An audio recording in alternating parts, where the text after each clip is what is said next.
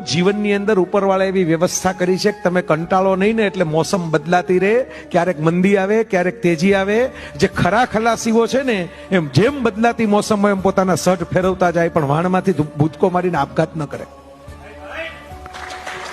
તમે વિચાર કરજો, આ પડકાર સુખી થવું હોય તો આ પડકાર ઝીલવો પડશે જીવનમાં.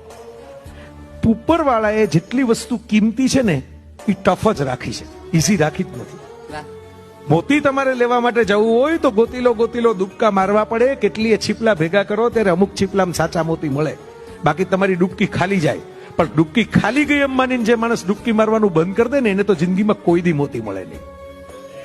પણ 100 ડૂબકી મારીને જે માણસ પોતાનો આત્મવિશ્વાસના આશા ટકાવી રાખે ને એને કદાચ એવું બને કે 1000 ડૂબકીએ પછી એક મોતી એવું મળે કે જે મોતીમાંથી એકેય ડૂબકી મારવાની પછી જીવનમાં જરૂર ન પડે. થોમસ આલ્વા એડિસને ઇલેક્ટ્રોનિક બલ્બ શોધવા માટે છે ને 789 વખત પ્રયત્નો કરેલા. અને દરેક વખતે એ માણસ બેઠો થઈને એમ કહેતો કે ભાઈ મને ખબર તો પડી ને કે આ રીતે નથી થતું. એક વિકલ્પ ઓછો થયો, હું સફળતાની નજીક જાઉં છું.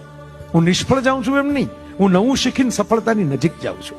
જિંદગીમાં હાર જેવી કોઈ ચીજ જ નથી મિત્રો, કાં જીત છે કાં શીખ છે.